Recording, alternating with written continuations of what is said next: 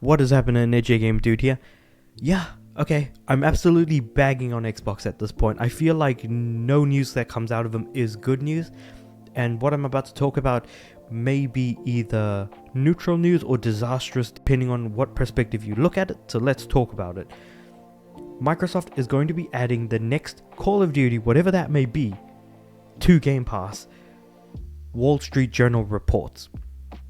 Now, the idea behind putting Call of Duty on Game Pass was a interesting thought experiment. So to provide some context, we have Xbox Game Pass, a service that exists for the customer. And it's an excellent service, it does a lot of good. But the problem seems to stem from the fact that when games are put on Game Pass, they do not make their money back in development, and thus we see a lot of people let go and a lot of studios shut down. Is that the only reason why studios are being shut down? No, but it does exacerbate the issue. And so what's happening is Call of Duty, the new one, hasn't really been announced to be on other platforms yet, but there's a high likelihood that is going to be the case. So Microsoft has now put them into a difficult position because when they advertised Xbox Game Pass, they were like, look, every game that comes out from Xbox that is first party, which means that it is the company owns, like Xbox owns the company that makes the games, those games will always be on Game Pass from day one. From the date of release, they will be available. Now, with that being said, Xbox owns Activision, and Call of Duty falls under that umbrella. So with that being said, immediately you would think, well, if that's what they advertise, obviously then Call of Duty is going to be on Xbox, right? And that's where I want to try and walk back a little bit on that and say that, yeah, that's absolutely true. But the problem is, people on Xbox are not going to buy Call of Duty.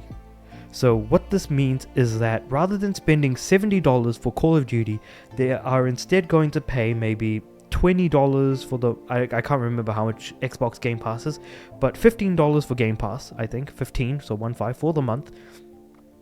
They get to play Call of Duty for that month, and then they cancel.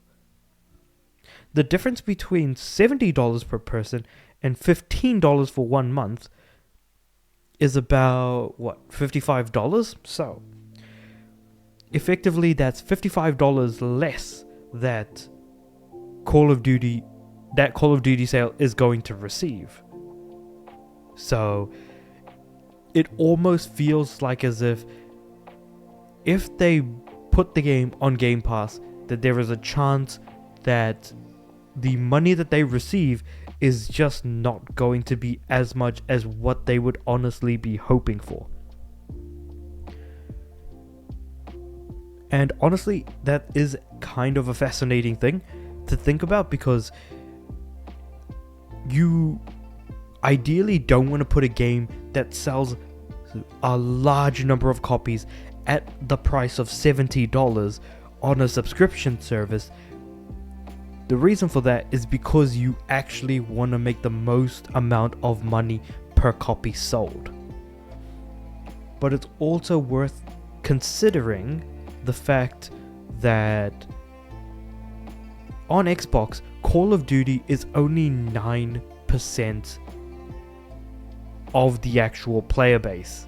Like, 9% of Call of Duty players play on Xbox.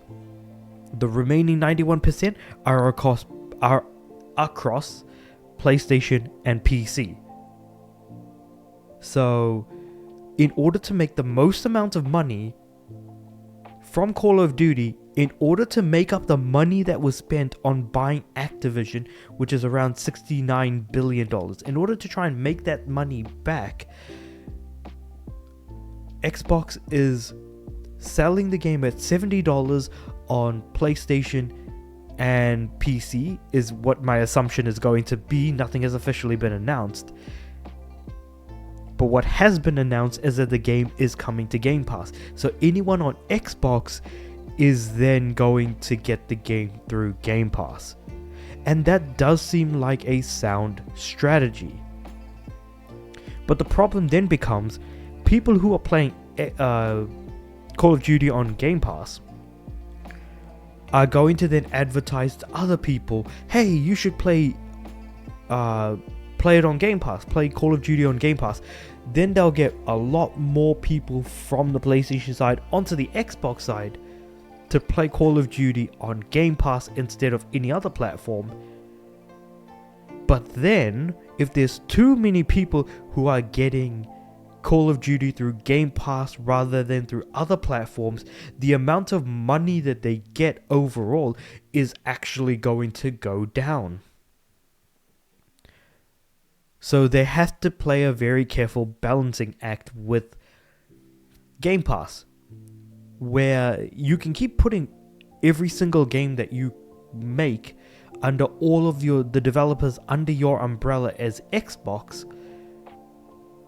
But if too many people take advantage of that, then you are more or less going to lose money, and the level of success goes down, and then you will see more heavily successful games like what happened with Tango Gameworks when they released and dropped Hi-Fi Rush, a very successful game in their eyes, and yet they still shut the studio down, ultimately saying that the studio, they needed to do cost cutting ultimately, and they needed to remove some studios, and so one of them just so happened to be Tango Gameworks under the Bethesda umbrella.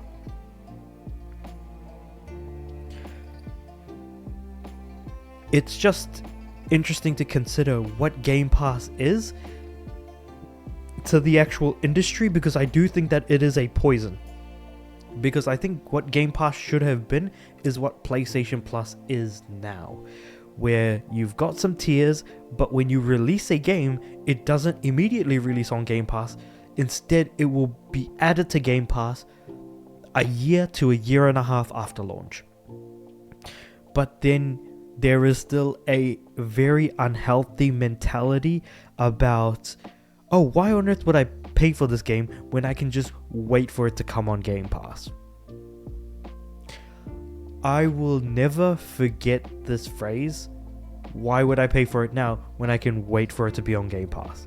Whereas on PlayStation Plus, nothing is guaranteed on what's going to be on there or not. And in fact, a lot of the classic games that are on PlayStation Plus, which are on the highest tier, so I myself have got the lowest tier, and those games that are on the highest tier that interest me, I'll just purchase them a la carte rather than getting rather than buying the highest tier, which is double the price of the lowest tier. And it just genuinely doesn't feel like it's worth it. But that's just from my perspective, and also the costs in my country are actually quite inflated to some extent.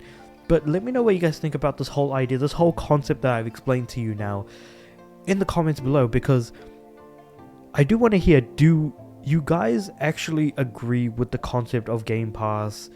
Or are you also kind of considering that maybe it might be more poison in the well than it actually needed to be, and that, PlayStation Plus following suit wasn't the greatest plan, but it still seems to be doing a hell of a lot better in terms of how it releases its games and how games are added and removed within the actual PlayStation Plus system. I'd be interested to know how all of that is considered, especially among the community, and especially if you're part of the Xbox community. I would certainly be interested to see what you guys say about that. Also, just a little bit more information about Call of Duty before I kind of, wrap things up. It is actually rumored to be part of the 90s Gulf War, so that does sound like an interesting idea. I don't know if they're going to go back to doing other types of wars, because again, they did Cold War, which wasn't particularly good. They did Vanguard.